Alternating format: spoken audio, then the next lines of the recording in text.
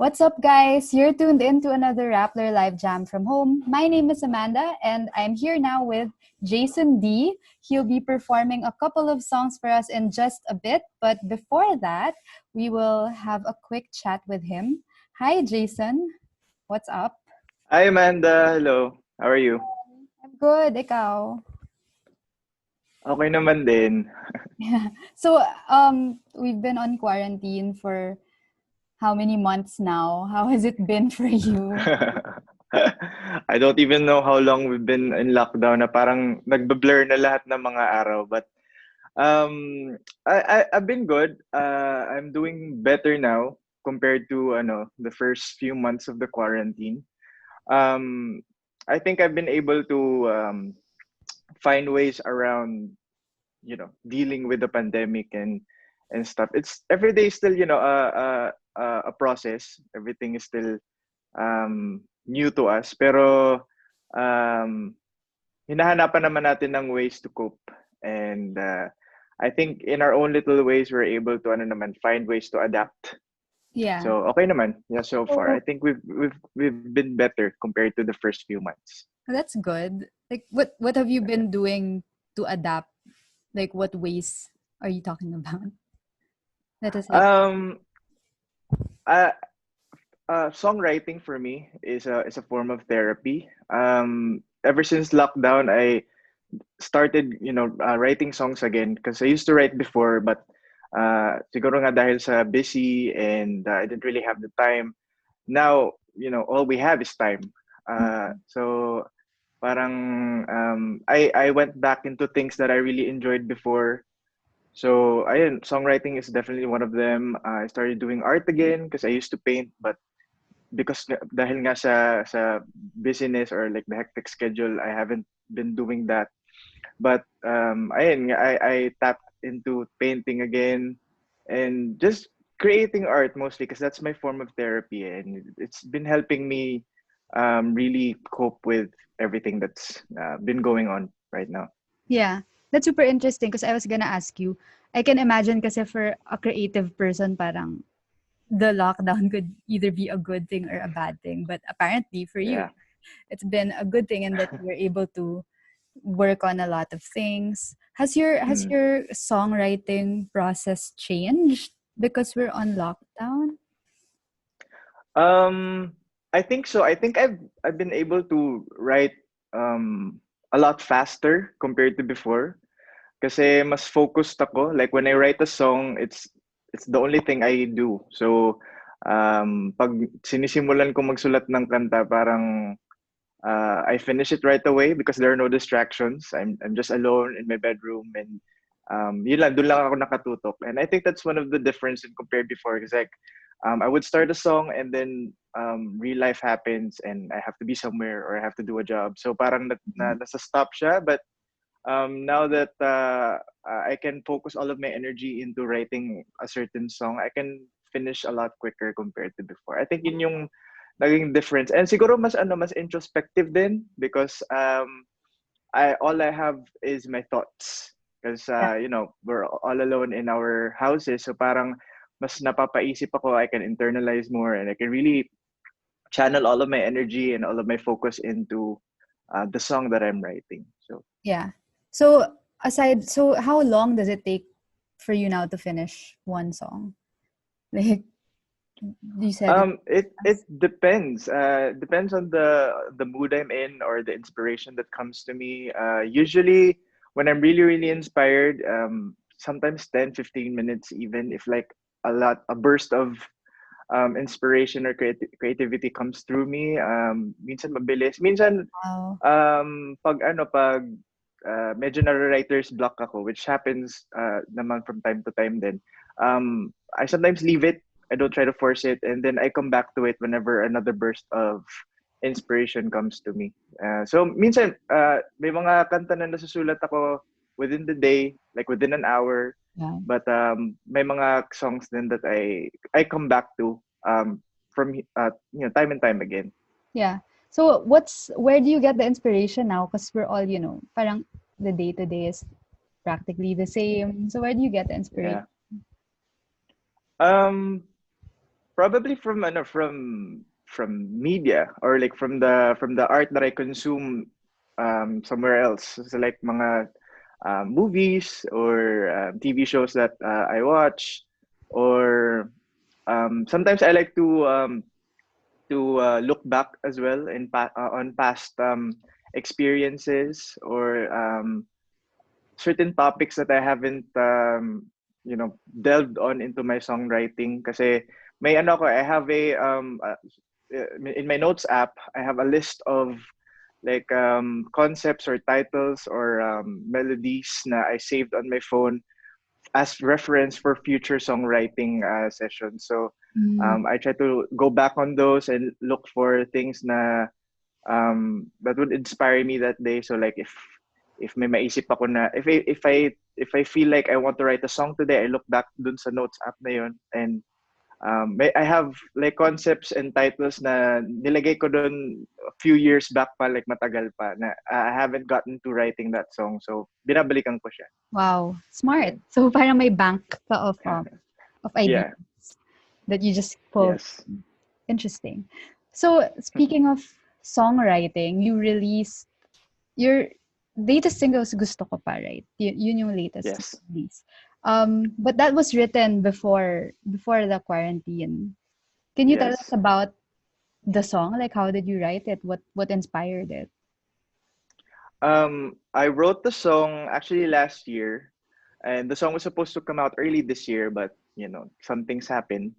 Mm. Um, last year I wrote the song in August. I actually just one of those sleepless nights na I had a melody stuck in my head, and para mailabas ko siya, just to get rid of it, I have to put it down on like paper or record it on my voice memo.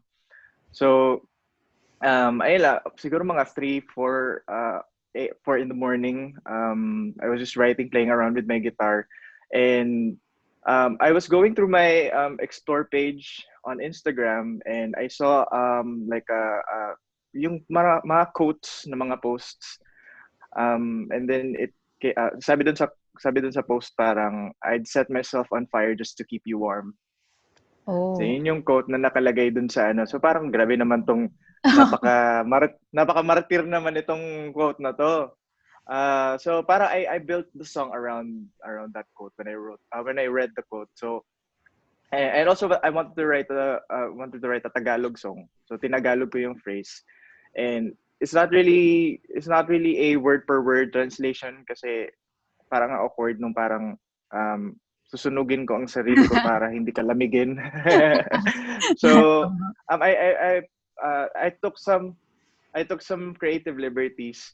Inadapt ko siya dun sa kanta. And basically yun yung whole thesis ng kanta, is like unrequited love. Mm. Um, yung parang you're in the relationship, parang one way na lang yung hindi na nare-reciprocate yung love, but your love for that person is too intense and too deep, and you still want to be in it even if it's not healthy anymore, even if it's toxic nga kumbaga. Medyo toxic nga yung message ng song, but it's a point of view, and I'm sure a lot of people can relate to the message of the Yeah. song. And sinasabi ko nga na I do not condone the message of the song. So if you're in that relationship, kailangan Get mo out nang of it. umalis. Yeah. It's a PSA kumbaga. True. So para siyang Yeah. cautionary tale. Like do Yes, not yes, yes, get into yes. this relationship. Interesting. Do as I do, not as I sing. Yun. So, yun nga, it's a very, I can imagine ang daming nakarelate nga sa song na to. Even if it's a very like toxic kind of relationship that's portrayed there. What have been the reactions? Like, have you been getting feedback from people since you released it? Yeah, sobrang nakakatuwa and nakakatawa yung mga reactions. Parang grabe naman to, parang tagos na tagos, hindi ako nakailag, mga ganyan. Parang sapul na sapul, ganyan ganyan. And uh, I think it's a testament really to the power of of music and songwriting na talagang um, there are gonna be people who will relate to the song and to the music that you create. So um, I was just really happy with the song kasi inano ko lang naman siya. I just wrote it out of boredom, out of one of my insomnia episodes. So to think na parang I didn't even intend it to be a single at first kasi parang ano lang siya eh. Wala lang, sulat-sulat lang ako. And then when I finished the song, I recorded a rough demo on my guitar. Parang naisip ko na, uy, parang malakas to. This has potential. So, ayun, nung nag-iisip na kami to do an EP for future release, I definitely wanted to include this song. Mm. And ano lang, ang galing lang pa. It's a full circle moment na it's out now and a lot of people really appreciate the song. And a lot of people can relate. Mm. So you did this before the pandemic, and then some things happened. So what made you decide to release it when Yeah. you did? Actually, we were supposed to release the single second week of March, which the heft of the things that are happening today really started. Um, Parang ano yata, we were supposed to do a listening party with some of my supporters, and 3 days before the supposed date for our listening party, biglang ayun na nga, nag-quarantine na, Mm. nag-lockdown na. So I was definitely heartbroken at that time because I was very excited about the release of the song. Pero wala, I mean, I can't really do anything about it. I had my moping and my sulking episode in the first 2 months, and then I had to get over it. And then when I was ano na, medyo I was at a better place, I asked my handlers and my managers if we can proceed with the releasing of the song, and they okayed it naman. And I think na it helped na rin also. I mean, I'm not gonna say na it's a good thing that the pandemic happened, because it's definitely not. But um, I tried to make the most out of the situation, and um, I was able to focus more on how I'm going to release it and how I'm going to promote it, and come up with the visuals for the song and for the cover, um, everything that's attached with the single itself. And ayun, when everything was like settled already, when we planned everything already, ayun, we decided not to release it finally in September last Mm. month. So ayun, parang everything fell into place na naman na. And it's cliche, pero sabi nga nila, everything happens for a reason. And ayun, it kind of fell into place, you know. Yeah. So ayun. So what Yeah. was it like na parang yun nga, usually you'd have a listening party or you'd be able to perform it live. Now it's you release it online. What was that like? Yeah. I definitely miss the physical aspect of every time na people ask me what do you miss most about like the pre-pandemic, it's definitely performing in front of actual live living breathing people, Mm. compared to like this na ano na online lang kasi you can't really replicate the exchange of energy, the interaction, like the soul interaction with other people, and we feed off of that. Being as someone on stage, it energizes us when we perform to a crowd, and you hear them sing the song back to you. Parang you can't really replicate that with a camera or with your phone or through live stream. So that's definitely a challenge. Pero on the flip side of that naman din, parang as artists, we are forced to come up with different ways of presenting our art. Yeah. So parang na kailangan mo ring maghanap ng ways na i-present yung art mo um, in this new medium, in this new platform. So, I mean, we've always had this thing naman, yung mga live stream, yung mga online shows. Pero now kasi it's the only thing. It's the Mm. main thing. So, you have to think outside the box as well. You have to try to come up with ways na maiiba yung performance mo sa mga other artists naman. And how can you best interpret your art through this new platform, through this new media. So, ayun, I'm very inspired by sa mga artists din um, na naglalabas na rin ng mga ganitong mga online. I look at the things that they do. Lalo na yung mga artists na nag-release din ng mga music ngayon during the pandemic, yung kung ano yung mga ginagawa nila. So, I was very inspired by them. Like sila, The Weeknd, sino pa ba mga naglabas ng ano? Ang dami.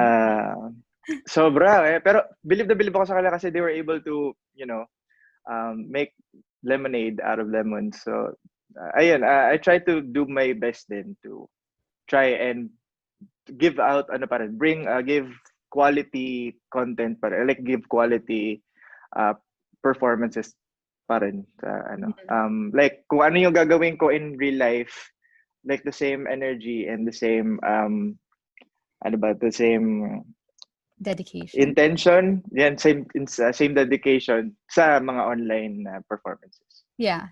So, speaking of online performances, you will be performing a couple of songs in just a bit. But Yes.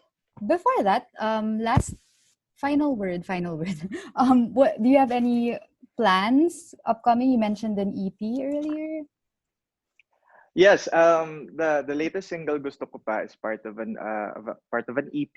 We're still working on it, couple of songs, but I'm very excited and happy about this, proud about this project because I'm gonna be like the majority of the songs is gonna be written by myself.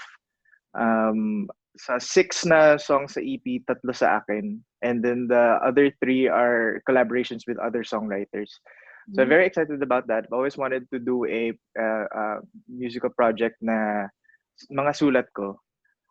Ayun, and also for Gusto Ko Pa, we are shooting a music video. Quarantine permitting.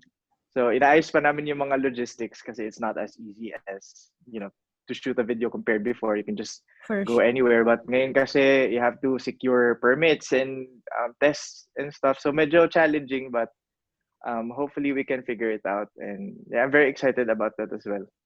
Interesting. May concept na yung video. Yes, I actually did the music video treatment. I sent it to the director na, and we're discussing it through messaging. So ayun, sana ma-execute namin. I'm very excited about it. Yay. So we will watch out for that. And yeah, thanks Jason for talking to us. Thank you, Amanda. Thank you so much. And I love your snitch in the background. I can see it. You're my golden snitch. Kanina ko pa siya tinitingan. Yeah. So, yeah, thank you. And good luck with you. everything else that you're going to do. Yay. Thank you so much. Thanks guys for tuning in. Enjoy the show.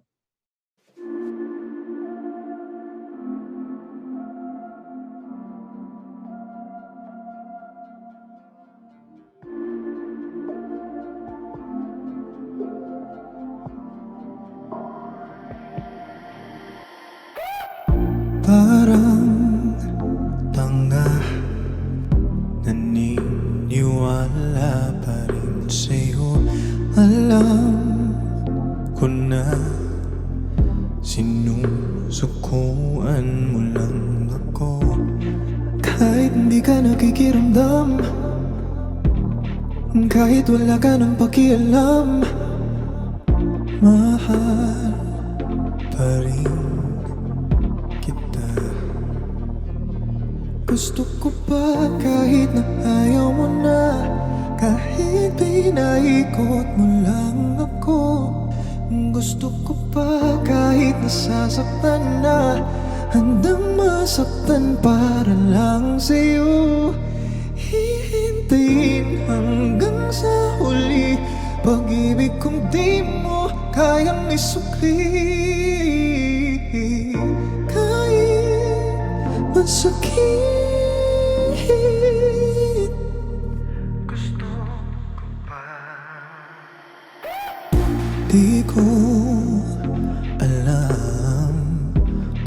saan ako nagkamali?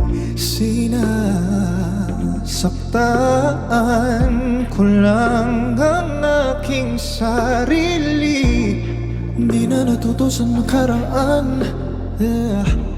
Ikaw pa rin ang binabalikan. Mahal pa rin kita.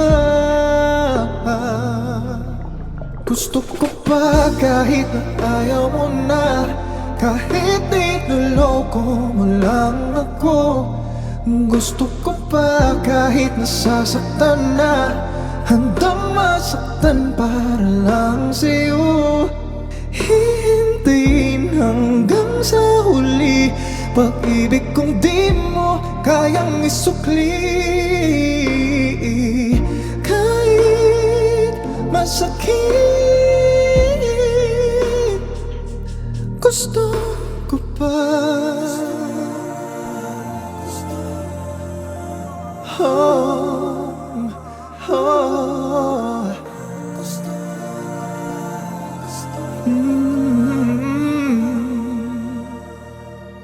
Susunugin ang sarili para lang mailawan ka. Iaalay aking buhay, wag ka lang mawawala. Gusto ko pa kahit na ayaw mo na, kahit inaikot mo lang ako. Gusto ko pa kahit nasasaktan na, handang masaktan para lang sa'yo. Hihintayin hanggang sa huli, pag-ibig kong di mo kayang isukli. Kahit masakit, gusto ko pa.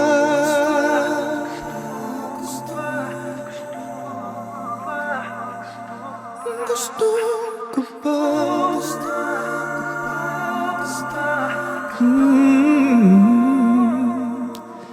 Susunugin ang sarili para lang mailawan ka. Mahal pa rin kita.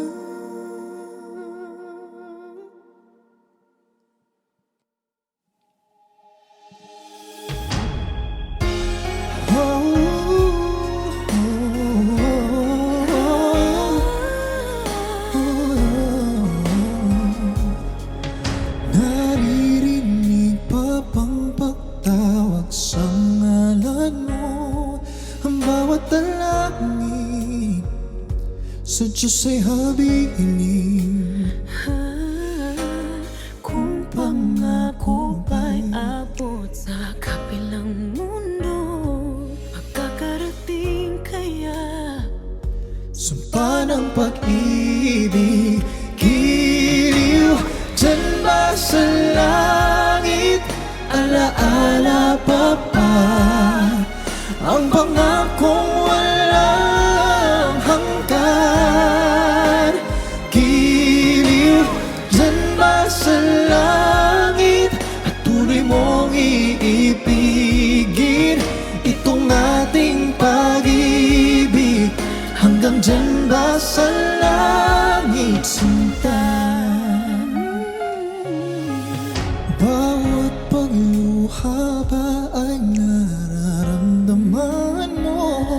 Ang pauwalila sa aking pag-iisa. Bubulong sa buwan na tuwi na tanglawan ka. Sa bawat gabing ika'y Balot ang lungkot at giliw dyan ba sa langit?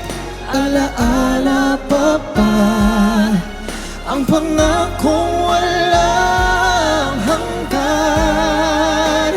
Giliw dyan ba sa langit? At tuloy mong iibigin itong ating pag-ibig. Hanggang dyan ba sa langit, sinta?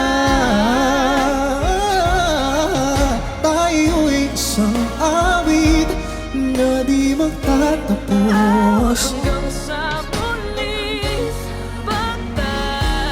Takbo dyan sa